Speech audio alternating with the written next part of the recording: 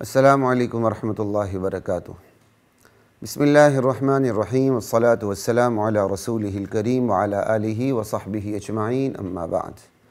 خواتین و حضرات، دورہ قرآن کی نشریات کے ساتھ خلیق الرحمن حسب معمول آپ سے مخاطب ہے بإذن اللہ۔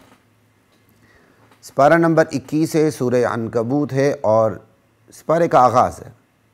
سپارے کے آغاز پہ گزشتہ سے پیوستہ سال ہم نے ایک آیت پہ بات کی تھی، آیت نمبر 45 پہ، لیکن اس دفعہ جو ہم بات کر رہے ہیں 45 سے لے کر انشاءاللہ رکوع کے آخر تک جائیں گے، 51 تک، اختصار کے ساتھ۔ اتل ما اوحی الیک من الکتاب، میرے نبی جو کتاب آپ کی طرف وحی کی جا رہی ہے، جو قرآن آپ کی طرف وحی کیا جا رہا ہے، آپ اس کی تلاوت ہمیشہ کرتے رہیے۔ اتل ما اوحی الیک من الکتاب، پتہ کیا چلا؟ خود کتاب کی تلاوت بھی ایک مقصودی چیز ہے۔ آج کل جو یہ لوگ کہتے ہیں نا جی سمجھ کے بغیر سمجھ کے پڑھیں تو فائدہ کیا، بڑے بیوقوف لوگ ہیں یہ تمہارا مخلوق کا کلام نہیں، اللہ کا کلام ہے۔ ہاں سمجھ کے پڑھنا چاہیے، دوہرا فائدہ ہے، حقیقی فائدہ ہے، لیکن بغیر سمجھے بھی پڑھیں گے تو فائدے سے خالی نہیں ہے۔ بغیر سمجھے پڑھنے کو فائدے سے خالی کہنا یہ حماقت ہے، کھوتا پانا ہے۔ بغیر سمجھے پڑھیں گے ثواب بھی ملے گا، دل کے اندر ایک نور بھی اترے گا، اور وہ نور آپ کی مدد کب کرے گا؟ جب آپ اس کو سمجھ کر پڑھنے کی کوشش کریں گے تو موجود نور آنے والے نور کے ساتھ مل کر آپ کے دل کے دریچے کھول دے گا۔ اللہ اکبر کبیرہ، ذالکما مما علمنی ربی۔ محض پڑھنے سے بھی نور داخل ہوتا ہے، وہ نور پھر سمجھ کے پڑھنے کے نور کے ساتھ مل جاتا ہے۔ یہ اللہ تعالیٰ نے میرے ذہن میں بات القاء کی تو میں نے آپ کو بتا دی۔ وَأَقِمِ الصَّلَاةَ، نماز قائم کرو۔ اس آیت پہ میں زیادہ بات نہیں کروں گا کیونکہ گزشتہ سے پیوستہ سال اس پہ بات ہو چکی ہے، ساتھ ہی دیکھنا چاہے تو ہمارے یوٹیوب چینل پہ دیکھ لیجیے۔ ان الصلاۃ تنہی عن الفحشاء والمنکر، نماز جہاں بندے کو اللہ سے متعلق کر دیتی ہے، اللہ سے ملا دیتی ہے، اللہ سے رشتے کو مضبوط کر دیتی ہے، وہاں بندے کو بے حیائی سے روک دیتی ہے، برے کام سے روک دیتی ہے۔ نماز کی آپ حفاظت کریں، نماز آپ کی حفاظت کرے گی۔ آج ہماری نماز ہماری حفاظت نہیں کرتی، کیوں؟ ہم نماز کی حفاظت نہیں کرتے۔ والذین هم علی صلاتہم یحافظون، والذین هم علی صلواتہم یحافظون۔ 18واں سپارہ ہے، پہلی آیات ہیں۔ والذین هم علی صلواتہم یحافظون، اہل ایمان اپنی نمازوں کی حفاظت کرتے ہیں، تب پھر جا کے نماز حفاظت کرتی ہے، بے حیائی و برائی کاموں سے روکتی ہے۔ وَلَذِكْرُ اللَّهِ أَكْبَرُ، اللہ کا ذکر تو پھر سب سے بڑھ کر ہے، اور نماز میں پھر اللہ ہی کا تو ذکر ہوتا ہے۔ اللہ اکبر۔ وَاللَّهُ يَعْلَمُ مَا تَصْنَعُونَ، تم جو کچھ کرتے ہو اللہ جانتا ہے، اس کے مطابق اللہ تمہیں بدلہ دے گا۔ وَلَا تُجَادِلُوا أَهْلَ الْكِتَابِ إِلَّا بِالَّتِي هِيَ أَحْسَنُ، لوگوں اہل کتاب کے ساتھ، یہود و نصارہ کے ساتھ، مسیحی برادری کے ساتھ، یہودی برادری کے ساتھ، برادری سے مراد دنیا کی برادری، اسلام کی برادری نہیں، اعتراض نہ کریں۔ وَلَا تُجَادِلُوا أَهْلَ الْكِتَابِ إِلَّا بِالَّتِي هِيَ أَحْسَنُ، اہل کتاب کے ساتھ جو تم نے بحث مباحثہ کرنا ہے، مناظرہ تمہارا ہو جائے، تمہارے ساتھ ان کی بحث ہو جائے، تو جو تم نے ان سے بحث کرنی ہے، مناظرہ کرنا ہے، بڑے اچھے طریقے سے کرنا ہے، وہ طریقہ جو خود قرآن کریم میں انبیاء کا موجود ہوتا ہے۔ دیکھ لیں، نرمی کے ساتھ، تحمل کے ساتھ۔ ہاں ان میں سے جو ظالم ہیں پھر ان پہ سختی کرو، جو ان میں سے ظالم ہیں، جو اللہ اور اس کے رسول کی توہین کرتے ہیں، جو حسد اور عناد کی وجہ سے حق کو سنتے نہیں، سمجھتے نہیں، ضد پہ اترتے ہیں، جو ان میں سے ظالم ہیں، اللہ اکبر، تو پھر ان کے ساتھ وغلظ علیہم کا مسئلہ، ان کے ساتھ پھر نرمی نہیں۔ وَقُولُوا آمَنَّا بِالَّذِي أُنزِلَ إِلَيْنَا وَأُنزِلَ إِلَيْكُمْ، اور لوگوں ان اہلی کتاب سے کہہ دو کہ بھائی ہم تو اس وحی پر بھی ایمان لا چکے ہیں جو ہماری طرف نازل ہوئی ہے، ہم تو اس وحی پر بھی ایمان لا چکے ہیں جو تمہاری طرف نازل ہوئی ہے۔ ہمارے نبی پر اور تمہارے نبی پر جو وحی نازل ہوئی ہم تو ایمان رکھتے ہیں. ہمارا ایمان تو ایسا ہے, ہم تو اتنے وسیع الظرف ہے, تمہارے نبیوں کو مانے بغیر ہمارا ایمان مکمل نہیں ہوتا. وہ تمہارے صرف تمہارے نبی نہیں, وہ ہمارے بھی نبی ہیں. تورات انجیل زبور صرف تمہاری کتابیں نہیں, ہماری بھی ہیں, لیکن وہ اپنے وقت پہ کیا کہتے ہیں ان کے احکام فل سٹاپ لگ گیا, اب ان کے احکام نہیں چلیں گے. اب آ گیا قرآن کریم, لا الہ الا اللہ وإلہنا وإلہکم واحد, تمہارا ہمارا معبود بھی ایک ہی, وہی ایک اللہ ہے, وحدہ لا شریک ہے, اور ہم سب مل کے اسی کے فرما بردار ہیں. تو کیوں پھر تم ہم سے اختلاف کرتے ہو؟ ہمارے اور تمہارے درمیان تو اختلاف کی گنجائش ہی نہیں. نبی بھی ہمارے ایک, کتابیں بھی ہماری ایک, اللہ بھی ہمارا ایک, فرما برداری کی اوتھ ہم نے لیا ہوا ہے. تو پھر تم اختلاف کرتے کیوں ہو؟ ضد, حسد, عناد کی وجہ سے, بنو اسماعیل میں نبی اترنے کی وجہ سے, بنی اسرائیل میں آخری نبی نہ اترنے کی وجہ سے تم مخالفت کر رہے ہو, ایمان نہیں لاتے ہو. تمہارے پاس ایمان نہ لانے کی کوئی وجہ عقلی شرعی موجود نہیں ہے. تمہیں تو سب سے پہلے ایمان لانا چاہیے. یہ ہیں اصل مشترکات. مشترکات یہ نہیں ہے کہ دو تین فرقوں کے اندر یا مسلمانوں اور کفار کے درمیان مشترکات یوں نکالیں کہ جو اصل اسلام کی بنیادیں ان کا چہرہ مسخ ہو جائے. آج یہ بہت بڑا فتنہ ہے وحدت ادیان کا فتنہ. وحدت ادیان کا فتنہ کیا ہے خواتین و حضرات؟ میں مختصر وقت میں آپ کو تھوڑی سی گوش گزار کر دوں. وحدت ادیان کا فتنہ یہ ہے کہ کہتے ہیں کہ جی دنیا کے 3 بڑے مذاہب ہیں, عیسائیت, یہودیت اور اسلام کا, ان کے اندر جو مشترک چیزیں ہیں نا ان کو لے کر آپس میں اتفاق پیدا کریں. انا للہ و انا الیہ راجعون. وہ لوگ تو توحید پہ ہیں ہی نہیں ہیں, صرف مشترک چیزوں کو اٹھائیں گے اور آپس میں اتفاق پیدا کریں گے اور پھر مکے اور بیت اللہ کے دروازے ان کے لیے کھول دیے جائیں گے. تو اسلام کی شناخت تو مسخ ہو گئی نا, ختم ہو گئی. اسلام یہاں بتاتا ہے مشترکات اللہ کے اوپر, اللہ کی توحید پر, یہ سب سے پہلی مشترک چیز ہے. آ جاؤ. اللہ کی نازل کی ہوئی کتابوں پر ایمان, یہ سب سے پہلے مشترک چیز ہے. آ جاؤ. کیوں نہیں آتے؟ ادھر ادھر کی ظاہری مشترکات کو نکال دینا اور جو اصل مشترک چیز ہے جس کے بغیر دین نہیں رہتا اسے نظر انداز کر دینا, یہ اسلام کے خلاف سب سے بڑی سازش ہے. عیسیٰ علیہ السلام کو وہ بیٹا مانتے ہیں, اللہ کا نائب مانتے ہیں. یہودی جو ہیں وہ حضرت عزیر علیہ السلام کو اللہ کا بیٹا اور نائب مانتے ہیں. تو یہ مانتے ہوئے مشترکات کیسے نکلے جا سکتے ہیں؟ یہ تو قرآن نے دوسری مقام پر بھی کہا ہے, تعالوا الی کلمۃ سواء بیننا وبینکم الا نعبد الا اللہ. لوگو اے اہل کتاب آ جاؤ, قل یا اہل الکتاب تعالوا الی کلمہ, آ جاؤ اس بنیادی بات کی طرف جو ہمارے اور تمہارے درمیان مشترک ہے. ہم اللہ کے سوا کسی کی عبادت نہ کریں. یہ تم بھی کہتے ہو تو پھر عمل کر کے دکھاؤ, زبان سے تو نہ کہو نا. کہتے ہو ہم اللہ ہی کی عبادت کریں گے, لیکن تم نے اپنے سارے احبار اور رہبان کو شریک کیا ہوا اللہ کے ساتھ. وَلَا نُشْرِكَ بِهِ شَيْئًا وَلَا يَتَّخِذَ بَعْضُنَا بَعْضًا أَرْبَابًا مِّن دُونِ اللَّهِ. ہم اللہ کے ساتھ کسی کو شریک نہ ٹھہرائیں اور ہم میں سے ایک دوسرے کو اللہ کے مقابلے میں کارساز اور پروردگار نہ بنائیں. آ جاؤ اس بات پہ. تو یہ دنیا میں وحدت ادیان کا فتنہ بہت بڑا ہے, اور لوگوں کو ظاہری طور پر جو دین کے قریب نہیں ہوتے ہیں, ظاہری طور پر ان کو یہ فتنہ اپیل کرتا ہے. ہاں یار مشترک چیزوں پہ آنا چاہیے, مشترکہ ایجنڈے پر نکات پہ آنا چاہیے, آپس میں اختلاف کم سے کم ہونا چاہیے. کتنی اچھی گفتگو ہے, لیکن کتنا گندا مطلب ہے کہ اسلام کی شناخت مسخ ہو کے رہ جائے. بالکل اتحاد ہونا چاہیے, لیکن نقطہ اتحاد خود اللہ دیتا ہے. وہ اللہ نقطہ اتحاد اپنی ذات کو دیتا ہے. آ جاؤ میری ذات کے اوپر, میں تمہارا خالق مالک رازق ہوں, میں تمہارا معبود ہوں, میرے ساتھ تم نے ذات میں, صفات میں, اختیارات میں, حقوق میں, حاکمیت میں کسی کو شریک نہیں کرنا. آ جاؤ. ایک تو یہ بات. دوسری بات میں آپ سے یہاں یہ کرنا چاہتا ہوں, ایک مشترکات کا فتنہ دشمنان صحابہ اور سنیوں کے درمیان بھی پیدا کیا جاتا ہے, اور یہ ہمارے سنی کم ہی کہتے ہیں. شاید میں نے کسی کو نہیں سنا, کوئی احمق سنی ہوگا وہ کہے گا, ورنہ ہم سنی ایسا نہیں کہتے.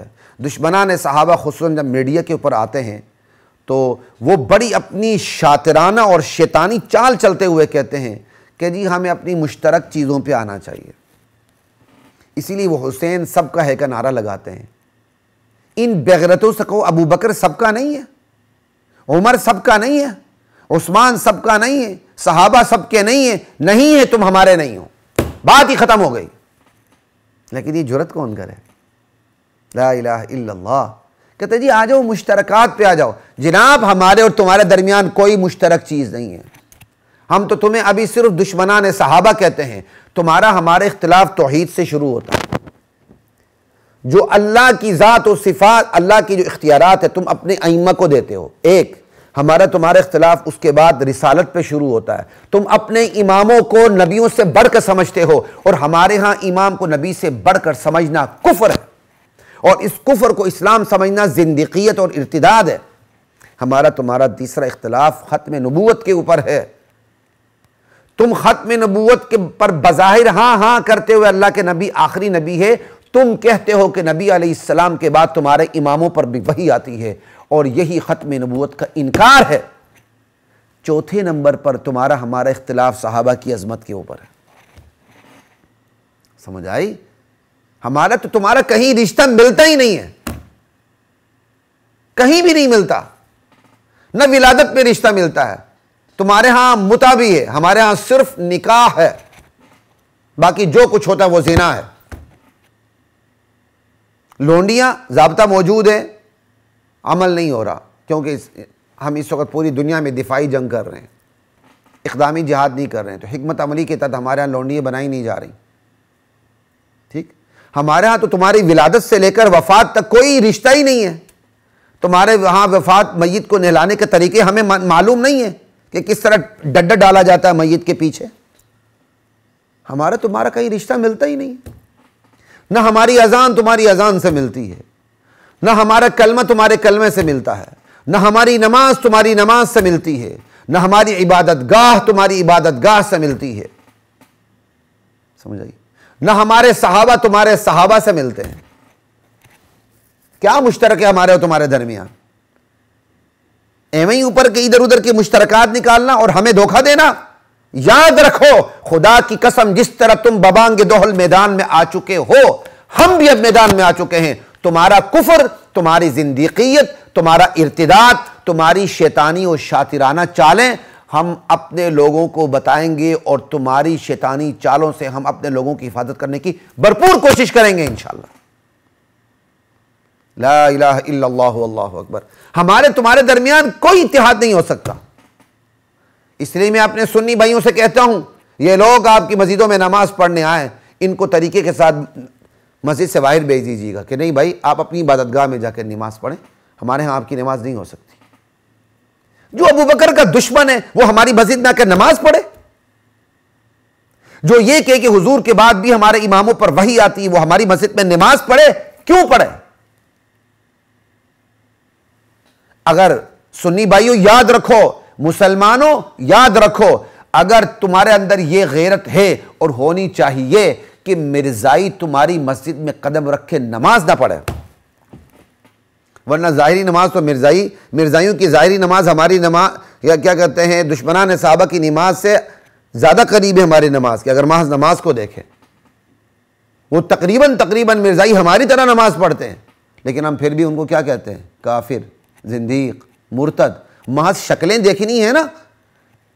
تو جو لوگ دشمنان صحابہ کو اپنی مسجدوں میں نماز پڑھنے کی اجازت دیتے ہیں، ان کو چاہیے مرزائیوں کو بھی اجازت دیں، کیونکہ ان کی نماز ہماری نماز سے زیادہ قریب ہے بنسبت دشمنان صحابہ کی نماز کا۔ کیوں نہیں دیتے ہیں؟ اس لیے نہیں دیتے ہیں کہ آپ کے اندر یہ غیرت موجود ہے اور ہونی چاہیے کہ بھائی یہ اللہ کے نبی کے ختم نبوت کے دشمن ہیں، تو جناب یہ دشمنان صحابہ بھی اللہ کے نبی کے ختم نبوت کے دشمن ہیں۔ کان کھول کے سن لو، یہ کہتے ہیں کہ بھائی نبی کے بعد ہمارے اماموں پر بھی وحی آتی ہے۔ اور ایک اور بات، نہیں جی سنیوں کے اندر تو اجتہاد کا دروازہ بند ہے، ہمارے اندر اجتہاد کا دروازہ کھلا ہے۔ خدا کی قسم اس سے بڑا جھوٹ کیوں نہیں؟ سارا اجتہاد تو ہمارے ہاں ہوتا ہے، کیوں؟ ہمارے ہاں تو نبی علیہ السلام فوت ہو گئے، اوپر سے وحی آتی نہیں۔ اب کیا ہوگا؟ وحی کی روشنی میں مسائل حل ہوں گے، اسی کا نام اجتہاد ہے۔ تمہارے ہاں تو نبی علیہ السلام کے بعد بھی وحی آتی ہے، اور وحی کی موجودگی میں تو اجتہاد ہوتا ہی نہیں ہے۔ تمہارے ہاں تو 14 اماموں تک وحی آتی رہی، ابھی پتہ نہیں وحی آتی ہے کہ نہیں، تو وحی کی موجودگی میں اجتہاد تو نہیں ہوتا۔ تو خیر بات کہاں سے کہاں چلی گئی خواتین و حضرات، تو یہ مشترکات اتنی بات اس پہ کافی ہے۔ آگے چلتے ہیں۔ وَكَذَلِكَ أَنزَلْنَا إِلَيْكَ الْكِتَابَ، ہماری قدرت کا کمال دیکھے میرے نبی، ہماری شفقت کا کمال دیکھے میرے نبی، ہم نے آپ کی طرف یہ کتاب نازل کی، انزلنا الیک الکتاب، یہ عظمتوں والی کتاب نازل کی ہے، اور یہ وہ کتاب ہے فالذین آتیناہم الکتاب یؤمنون بہ، جن لوگوں کو ہم نے کتاب دی ہے، کتاب کی سمجھ دی ہے، یعنی یہود و نصارہ، جن کو ہم نے کتاب دی ہے، ان میں سے جو مخلص لوگ ہیں، تلاش حق کا جذبہ رکھتے ہیں، متلاشی ہیں، اور وہ واقعی تورات و انجیل کی سمجھ رکھتے ہیں، وہ اس قرآن پر بھی ایمان لاتے ہیں، کیونکہ جو تورات و انجیل پر ایمان لائے گا حقیقت میں وہ قرآن پر ایمان لائے بغیر رہ ہی نہیں سکتا۔ دونوں آسمانی کتابیں، فرق یہی ہے کہ وہ آسمانی کتابوں کے اندر تبدیلی ہو چکی ہے، قرآن تبدیلی سے تا قیامت محفوظ ہے۔ وَمِنْ هَؤُلَاءِ مَن يُؤْمِنُ بِهِ، ان اہل مکہ میں سے بھی کچھ اہل انصاف ہیں جو اس قرآن پر ایمان لے آتے ہیں۔ وَمَا يَجْحَدُ بِآيَاتِنَا إِلَّا الْكَافِرُونَ، ہماری آیتوں کا انکار تو صرف وہی ہر درم کافر کرتے ہیں جو میں نہ مانو کی پالیسی رکھتے ہیں، وہی تکذیب کرتے ہیں، وہی انکار کرتے ہیں، ورنہ انکار کی کوئی عقلی شرعی گنجائش نہیں ہے۔ وَمَا كُنْتَ تَتْلُو مِن قَبْلِهِ مِن کتاب، میرے نبی اس کتاب کے نزول سے پہلے نہ آپ پڑھ سکتے تھے کوئی کتاب، اور نہ آپ لکھنا جانتے تھے، نہ آپ لکھتے تھے اپنے دائیں ہاتھ سے۔ یہ انداز ہے گفتگو کا، مطلب یہ نہ آپ اس کتاب کے نزول سے پہلے نہ آپ پڑھ سکتے تھے نہ آپ لکھ سکتے تھے۔ اذا لارتاب المبطلون، آپ لکھے پڑھے ہوتے تو کافر لوگ شک میں پڑ جاتے کہ اس نبی نے مسودات تیار کر کے لکھت پڑھت کر کے یہ کتاب تیار کی ہے۔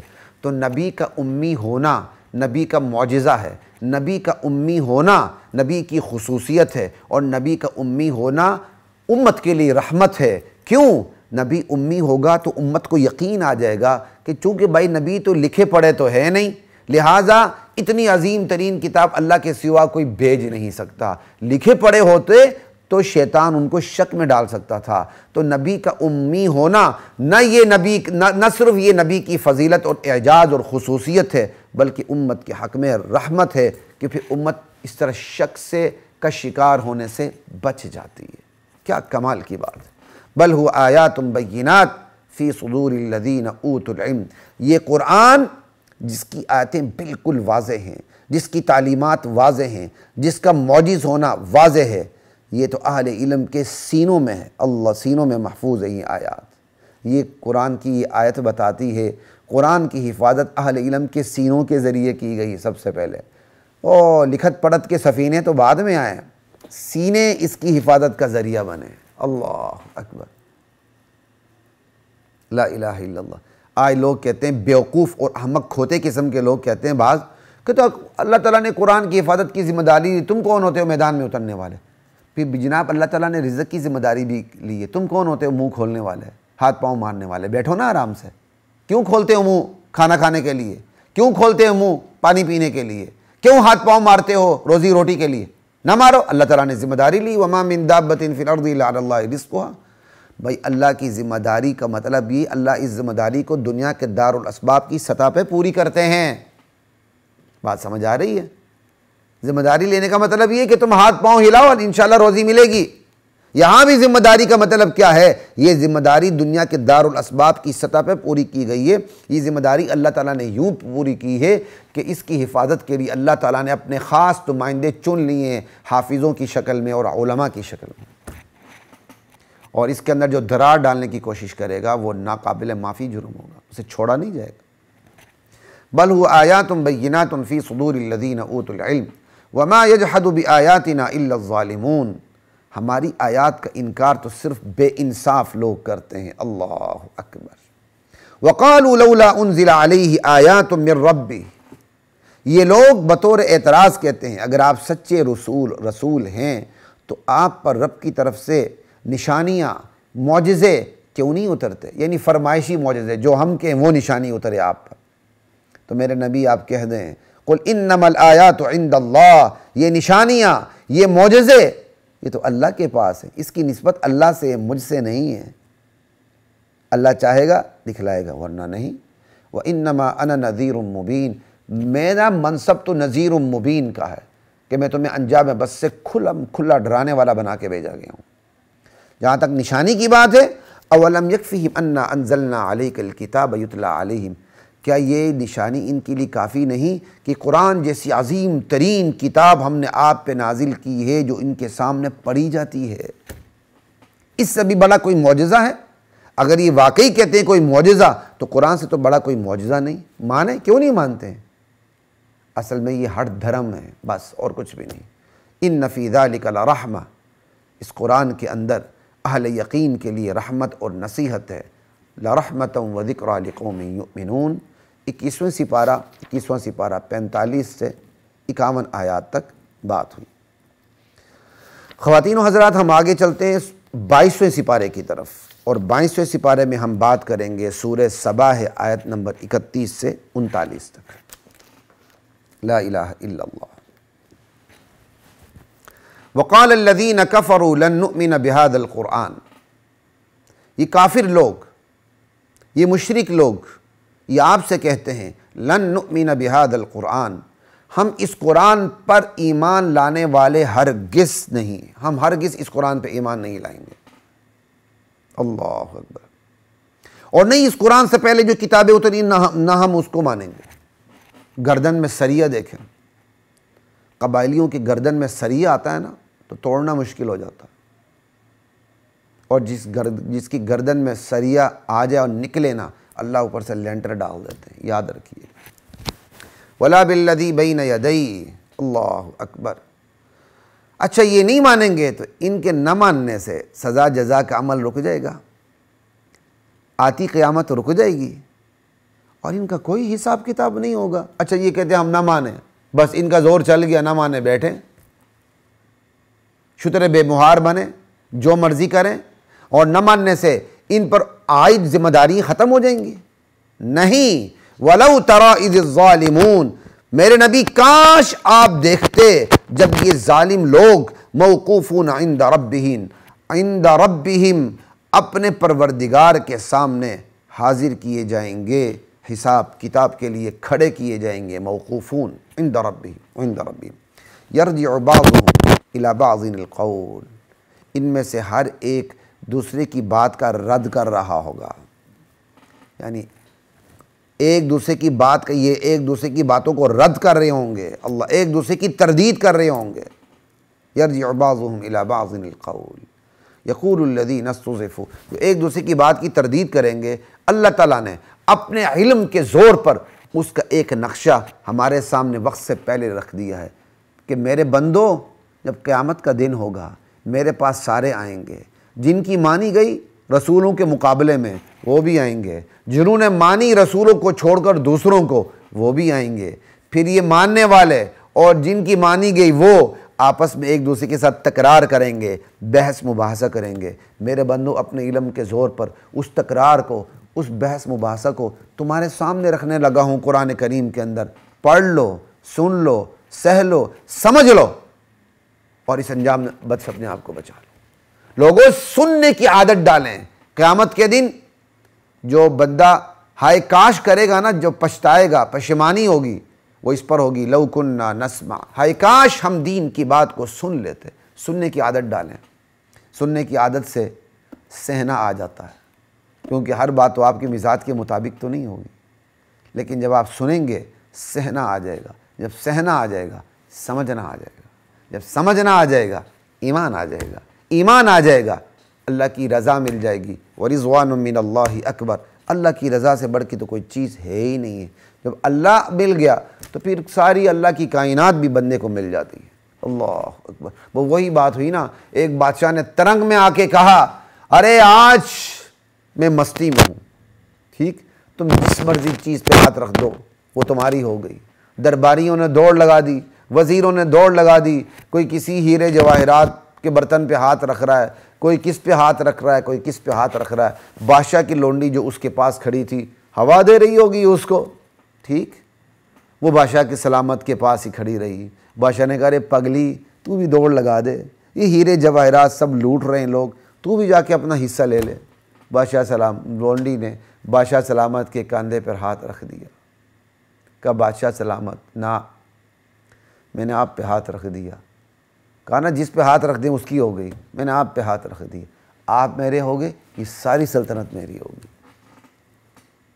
کیا لونڈی کی وزڈم، اللہ اکبر۔ بس یہی ہے، اللہ کے ہو جائیں، اللہ کی ساری کائنات ہماری، اس سے بڑی فراست اور کیا ہو سکتی۔ خیر، اللہ نے اپنے علم کے زور پہ جو اہل جہنم کی ماننے والوں کی رسولوں کے مقابلے میں، اور جن کی مانی گئی رسولوں کے مقابلے میں، جو کمزور تھے اور تگڑے لوگ تھے، ان کا جو آپس میں بحث مباحثہ ہے جو ہوگا وہاں قیامت کے دن، اللہ انہیں پہلے یہاں ذکر کر رہے ہیں، ذرا سنیے۔ یقول الذین استضعفوا، دنیا میں جو لوگ کمزور سمجھے جاتے تھے، جو مان کے چلتے تھے، ٹھیک، للذین استکبروا، ان سے کہیں گے جو بڑے بندے تھے، یعنی کمزور لوگ دنیا کے اپنے بڑے ان لوگوں سے کہیں گے جن کی انہوں نے پیروی کی تھی۔ اس میں دنیا کے بڑے بڑے سیاستدان بھی ہوں گے، بڑے بڑے سائنسدان بھی ہوں گے، بڑے بڑے احبار و رہبان، پیر، مشائخ، مولوی بھی ہوں گے جو رائے حق سے ہٹے ہوئے ہوں گے،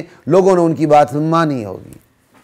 وہ کہیں گے لولا انتم لکنا مؤمنین، یہ کمزور لوگ ان بڑوں سے کہیں گے ارے اگر تم نہ ہوتے نا تو ہم دنیا میں ایماندار ہوتے، اور آج یہاں نہ گھس رہے ہوتے، نہ رگیدے جا رہے ہوتے۔ اب یہ جو بڑے بنتے تھے وہ کیا کہیں گے؟ قال الذین استکبروا، یہ ان کی بات کی تردید کرتے ہوئے کہیں گے للذین استضعفوا، انہی کمزور لوگوں سے، انحن صددناکم عن الہدی بعد اذ جاءکم، جب ہدایت تمہارے پاس آ چکی تھی اور تم اس ہدایت کو قبول کر سکتے تھے، ہم نے تم کو زور و زبردستی سے روکا تھا کہ تم ہدایت قبول نہ کرو؟ ہم نے تمہیں زبردستی روکا تھا؟ بل کنتم مجرمین، بلکہ خود تم مجرم ہو، ہم نے تمہیں دعوت دی، تم نے اسے مان لیا، چونکہ تمہارے مفادات ہم سے جڑے ہوئے تھے، ہماری ماننے میں تمہارے مفاد جڑے ہوئے تھے، اس لیے تم ہماری بات مانتے تھے۔ سمجھائی؟ یعنی مثال کے طور پر ہم نے تمہیں شارٹ کٹ دکھائے تھے، پیر صاحب کے ہاتھ میں DHA کا پلاٹ دے دو، پیر صاحب تمہیں جنت کا پلاٹ دے دیں گے، پیر صاحب کے ہاتھ میں ہاتھ دے دو، قبر میں تمہارا حساب کتاب نہیں ہوگا، پیر صاحب کے ہاتھ میں دے دو، نمازیں بھی معاف، روزے بھی معاف، حج بھی معاف، سب کچھ معاف، پیر صاحب کے ہاتھ میں ہاتھ دے دو، جوئے میں بھی جیت جائیں گے، وزیر اعظم بھی بن جائیں گے، سب کچھ بن جائیں گے، شارٹ کٹ۔ انا للہ و انا الیہ راجعون۔ سمجھ گئے؟ کہا ہم نے تمہیں جبرن تو نہیں روکا تھا، ہدایت تمہارے پاس آ چکی تھی، مان لیتے، تم خود مجرم تھے، محض ہمارے سبز باغ دکھانے پر ہمارے پیچھے لگ گئے۔ وقال الذین استضعفوا للذین استکبروا، اب پھر ان کی اس بات کا رد کرتے ہوئے کمزور لوگ ان بڑوں سے کہیں گے، ان متکبرین سے کہیں گے بل مکر اللیل والنہار، نہیں نہیں نہیں، تم جھوٹ بک رہے ہو، تمہاری دن رات کی چال بازیوں نے ہمیں دین سے روکا، تم نے دن رات کی چال بازیاں نہ چلائی ہوتی تو ہم تمہاری چال میں نہ آتے، ہم تمہارے جال میں نہ آتے، ہم تمہارے شکار نہ بنتے، تمہارے دن رات کی چال بازیوں نے ہمارے ایمان کا بیڑا غرق کر دیا۔ اذ تأمروننا ان نکفر باللہ، تم ہمیں حکم دیتے تھے ہم اللہ کے ساتھ کفر کریں، ونجعل لہ اندادا، اور ہم ٹھہرائیں اس کے لیے شریک۔ اللہ اکبر۔ آج بھی لوگ اللہ کا ہی انکار کرتے ہیں اور اقرار کرتے ہیں تو شریک کرتے ہیں۔ ایک ہی اللہ کا سرے سے انکار کر دینا، ایک ہی اللہ کا اقرار کر کے پھر اس کی ذات میں، صفات میں، اختیارات میں، حقوق میں، حاکمیت میں شریک کرنا۔ تم ہمیں حکم دیتے تھے ہم اللہ کا انکار کریں، اس کی توحید کا انکار کریں، اس کی ذات کا انکار کریں۔ اگر ذات کو مانیں تو اس کی مختلف ہوں گے نا، یہ تو اللہ تعالیٰ نے اختصار کے ساتھ ساری باتیں ذکر کی ہیں۔ اور ایسے بھی بڑے بڑے کیا کہتے ہیں متکبرین اللہ کو مانتے ہیں لیکن اللہ کی ذات و صفات میں شریک۔ ہمارے پیر صاحب لوح محفوظ میں بھی تبدیلی کر سکتے ہیں۔ انا للہ و انا الیہ راجعون۔ اے لعنتی انسان، اس سے بڑا شرک اور بڑا کیا ہوگا کہ تو کہتا کہ تمہارا پیر صاحب لوح محفوظ کے اندر لکھی ہوئی تقدیر کو بھی بدل سکتا۔ کیا کیا عجوبے ہیں، سوشل میڈیا کی وساطت سے سارے عجوبے دیکھنے کو سننے کو ملتے ہیں۔ ایک انڈیا کا عجوبہ ہے، مداری ٹائپ کا بندہ، وہ کہتا ہے جی فلاں فلاں حضرت صاحب ہیں، انہوں نے اپنا جنازہ خود پڑھایا تھا، حضرت باقی باللہ نے بھی اپنا جنازہ خود پڑھایا تھا، فلاں نے بھی اپنا جنازہ خود پڑھایا تھا۔ کیا حماقت ہے خدا کی قسم۔ اور کہتے ہیں یہ بزرگ لوگ سنتے بھی ہیں، مدد بھی کرتے ہیں، انہیں پکارو تو ان کے لیے دور نزدیک برابر ہے، دور نزدیک کوئی ان کے لیے معنی نہیں رکھتا، یہ سنتے اور مدد بھی کر سکتے ہیں۔ او یار خناسو، اس سے بڑا شرک اور کیا ہوگا؟ یہ خدا کے صفت سما میں شرکت ہے کہ تمہارا یہ کہنا کہ تمہارے بزرگ دور و نزدیک سے یکساں پکار کو سنتے ہیں۔ کان کھول کے سن لیں، خدا کی قسم خواتین و حضرات، جو بندہ یہ عقیدہ رکھتا ہے کہ بزرگ یا کوئی اور یا کوئی شیطان یا کوئی ولی دور و نزدیک سے یکساں پکار سننے کی صلاحیت رکھتا ہے، وہ خدا کے صفت سمیع میں شریک کرتا ہے، وہ مشرک ہے۔ سماع موتا ایک الگ اختلاف ہے۔ احادیث کی بنیاد پہ بعض مردوں کا بعض اوقات میں سننا ثابت ہے، وہ خدا کے صفت سماع میں شرکت نہیں ہے، اس میں اہل علم کے اقوال مختلف ہیں۔ مضبوط ترین قول قرآن و سنت کی روشنی میں یہی ہے کہ مردے نہیں سنتے۔ ہاں جو سماع فی الجملہ کے قائل ہیں، بعض اوقات بعض مردوں کے سننے کے قائل ہیں، احادیث کی روشنی میں وہ بھی اہل حق ہیں، ان کی تکفیر کرنا، انہیں اہل حق میں شمار نہ کرنا، یہ بھی بہت بڑی زیادتی اور بہت بڑا ظلم ہے۔ اللہ ہماری حفاظت فرمائے ایسی تکفیر سے، اور ایسی متشددانہ عادتوں نے، رویوں نے اہل حق کو ایک دوسرے سے دور کر دیا۔ اب تو ایسے لوگ پورا پیدا ہو گئے ہیں جو ہر مردے کے سننے کے قائل ہیں، ایسے لوگ پیدا ہو گئے ہیں جی مردہ جی سنتا بھی ہے دیکھتا بھی ہے، انا للہ، ہر مردہ۔ اہل علم میں ایسے اختلاف نہیں تھے، اچھے خاصے لوگوں کو اصل اختلاف کا پتہ ہی نہیں۔ خیر یہاں مقصد سماع موتا پہ بات کرنا مقصد نہیں ہے، یہاں تو بس چونکہ ان آیات پہ بات ہو رہی تو میں آپ کے سامنے بات کر رہا ہوں۔ کہا وَأَسَرُّ النَّدَامَةَ لَمَّا رَأَوُا الْعَذَابَ، یہ چھوٹے بڑے، وہ بڑے جن کی پیروی کی رسولوں کے مقابلے میں پیروی کی گئی، وہ چھوٹے جنہوں نے رسولوں کو چھوڑا، اہل حق کو چھوڑا، غلط پیروں کی، غلط بندوں کی پیروی کی، یہ سب جب عذاب کو دیکھیں گے تو ندامت کو ایک دوسرے سے چھپانے کی کوشش کریں گے، اپنی ندامت کو، تاکہ ایک دوسرے کے مقابلے میں رسوائی نہ ہو۔ جیسے بڑے حوصلے سے کھڑے ہیں ماشاءاللہ، جب عذاب کو دیکھیں گے تو ندامت کو چھپانے کی کوشش کریں گے ایک دوسرے سے۔ وَأَسَرُّ النَّدَامَةَ لَمَّا رَأَوُا الْعَذَابَ، اللہ اکبر، وَجَعَلْنَا الْأَغْلَالَ فِي أَعْنَاقِ الَّذِينَ كَفَرُوا، اللہ کہتے ہیں ہم ان کافروں کی گردنوں میں، اللہ اکبر، آتش دوزخ کے توق ڈال دیں گے۔ هَلْ يُجْزَوْنَ إِلَّا مَا كَانُوا يَعْمَلُونَ، ہم ان پر کوئی ظلم نہیں کرتے، یہ جو جہنم میں جا رہے ہیں ان کو وہی بدلہ مل رہا ہے جو ان کے اعمال ہیں، جیسے اعمال ویسا بدلہ۔ وَمَا أَرْسَلْنَا فِي قَرْيَةٍ مِّن نَذِيرٍ إِلَّا قَالَ مُتْرَفُوهَا، ہم نے آج تک جس بستی میں بھی کوئی رسول ڈرانے والا نبی بھیجا ہے تو سب سے پہلے اس بستی کے آسودہ حال خوشحال لوگوں نے کیا کہتے ہیں، انکار کیا ہے۔ اللہ اکبر، کہ اِنَّا بِمَا أُرْسِلْتُمْ بِهِ کافرون، کہ تم جس دین کو دے کے بھیجے گئے ہو، اللہ اکبر، اس سے منکر ہے۔ یعنی نبیوں کی مخالفت قوم کے رئیسوں نے کی، مالداروں نے کی، کیونکہ ان کے مفاد پہ ضرب پڑتی ہے۔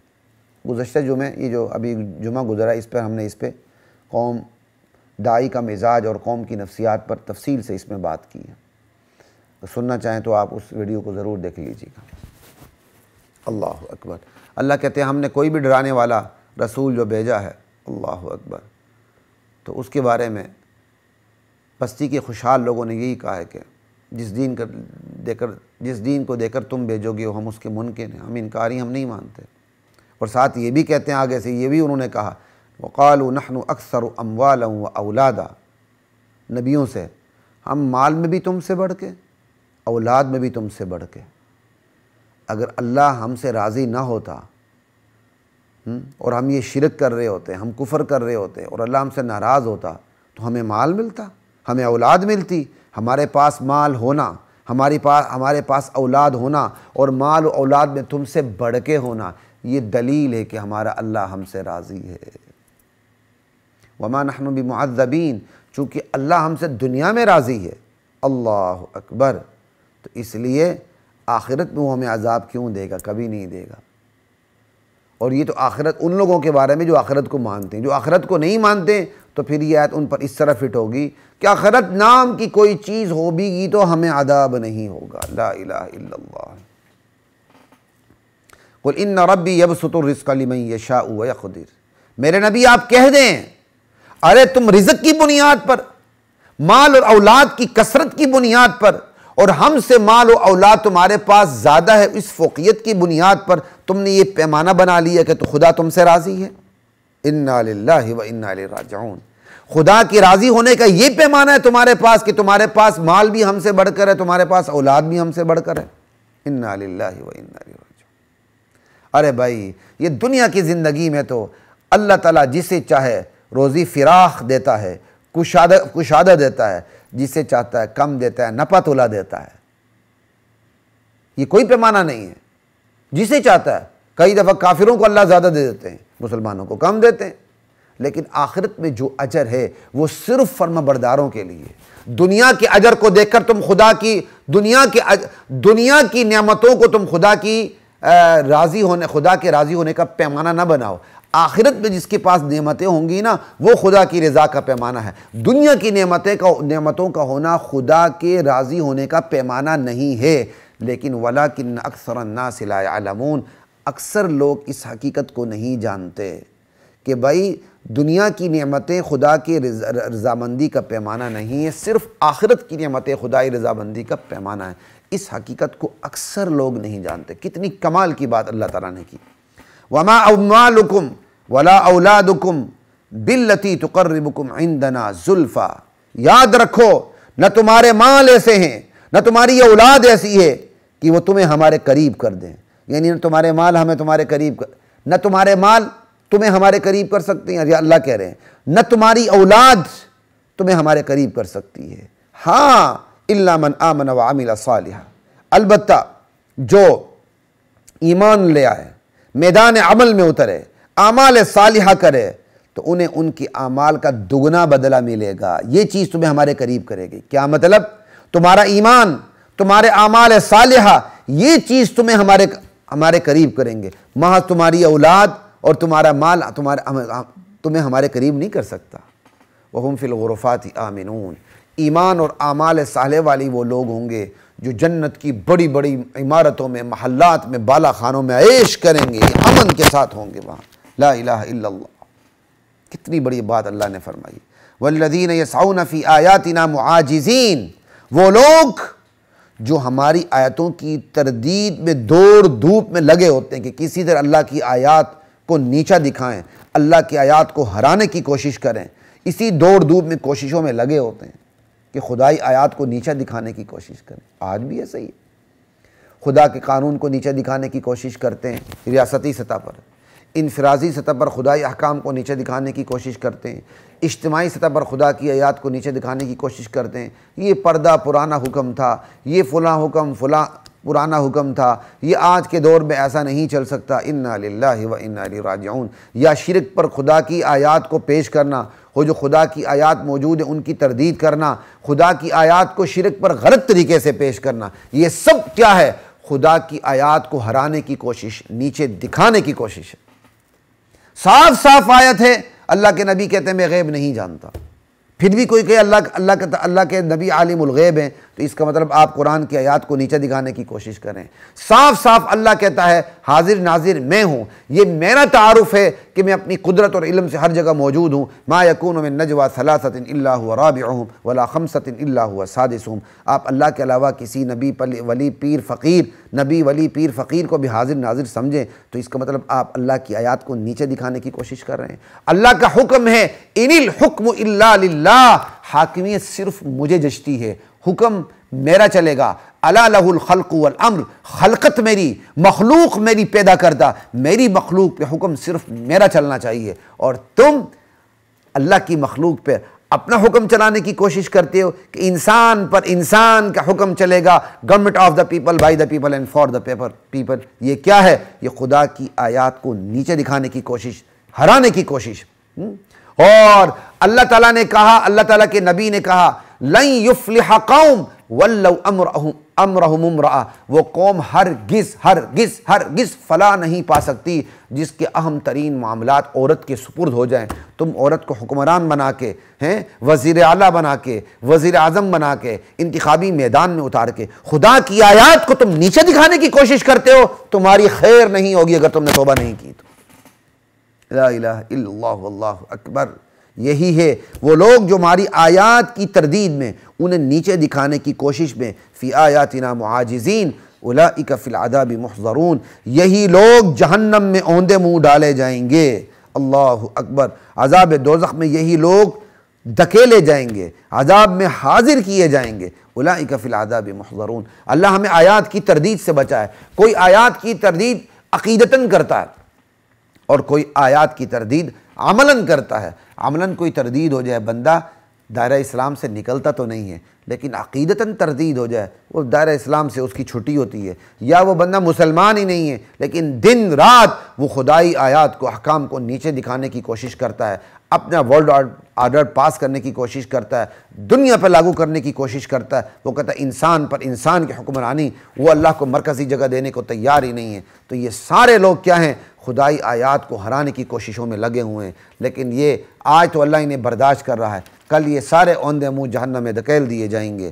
قل ان ربی یبسط الرزق لمن یشاء ویقدر، میرے نبی آپ اعلان کر دیں یہ تو میرا پروردگار ہے، جس کے لیے چاہتا ہے روزی کشادہ کر دیتا ہے، زیادہ دیتا ہے، وسیع دیتا ہے اپنے، اور جسے چاہتا ہے نپا تولا دیتا ہے، کم دیتا ہے۔ یہ کوئی معیار نہیں ہے خدا کی رضا کو ناپنے کا۔ یہ پہلے بھی کہا پھر بھی کہا، وما انفقتم من شیء فہو یخلفہ، جو تم کچھ خرچ کرتے ہو اللہ کے راستے میں وہی تمہیں اس کا بدلہ دے گا، اور دیتا ہے دنیا میں بھی آخرت میں بھی۔ بندے کو یقین آ جائے نا کہ میں خرچ کرتا ہوں تو اللہ اس کا بدلہ دنیا میں بھی دیتا ہے، دین میں بھی دیتا ہے، تو شاید ایک پیسہ بھی ہمارے جیب میں نہ رہے۔ اگرچہ اس طرح خرچ کرنے سے منع کیا گیا ہے کہ بھائی آپ کے پاس بالکل ہی پیسہ نہ ہو، میں ایک یقین کی انتہا کی بات کر رہا ہوں۔ حضرت ابوبکر صدیق کو دیکھ لیں، ان جیسے ایمان ہم کہاں سے لائیں؟ لیکن اتنا تو یقین ہو جائے نا کہ جو ہم دے رہے ہیں اللہ کے راستے میں وہ ضائع نہیں ہوتا۔ وَهُوَ خَيْرُ الرَّازِقِينَ، سب سے بہتر روزی دینے والا تو اللہ ہے۔ خواتین و حضرات، آج کی نشست کا اختتام ہوتا ہے، اجازت دیجیے۔ السلام علیکم ورحمۃ اللہ وبرکاتہ۔